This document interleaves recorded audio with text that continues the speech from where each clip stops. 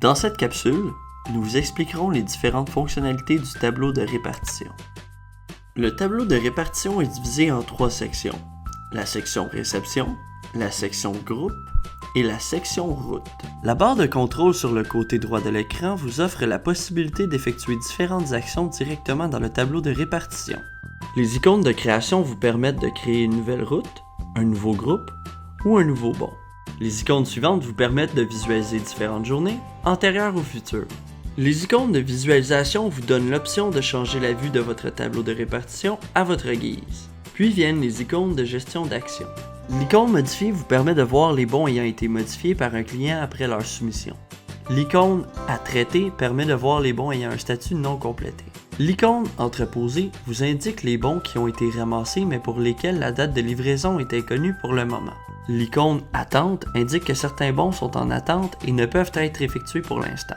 L'icône de boîte de réception indique que de nouveaux bons d'expédition ont été reçus. Le répartiteur peut alors effectuer différentes actions. Il peut accepter le bon, le mettre en attente, le modifier ou le refuser. S'il le refuse, le client en est informé par courriel automatiquement.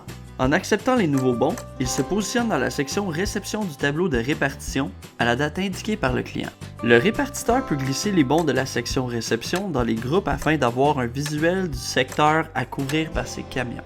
Lorsqu'un groupe lui semble complet, il peut ordonner les bons afin de déterminer dans quel ordre ils devront être effectués afin d'optimiser l'efficacité du camion à qui il sera attitré. Lorsque les bons ont été ordonnés, le groupe peut alors être attribué à une route et celle-ci pourra maintenant être assignée.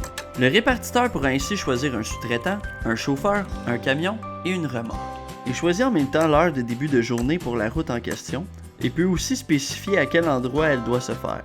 Il peut aussi indiquer le nombre d'employés qui seront nécessaires pour cette route et ajouter des commentaires.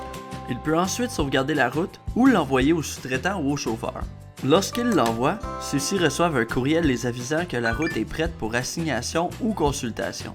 Une route envoyée au sous-traitant laisse l'option à celui-ci de choisir auquel de ses chauffeurs il souhaite attribuer la route et quels camions et remorques lui seront assignés. Le sous-traitant envoie par la suite lui-même la route au chauffeur. Un code de couleur permet ensuite au répartiteur de savoir si le sous-traitant et le chauffeur ont bel et bien ouvert leur route pour en prendre connaissance. Un encadré rouge signifie que la route n'a pas été consultée. Jaune signifie que le sous-traitant l'a envoyé au chauffeur mais celui-ci ne l'a pas encore consulté. Et vert signifie que le chauffeur l'a consulté. Un code de couleur permet aussi de distinguer les différents arrêts les uns des autres. Le jaune représente un ramassage, le vert une livraison, le mauve un départ de votre entrepôt, le bleu un retour à votre entrepôt et le rouge représente un bon ayant un statut non complété. Et c'est ce qui termine le processus d'assignation de route pour le répartiteur.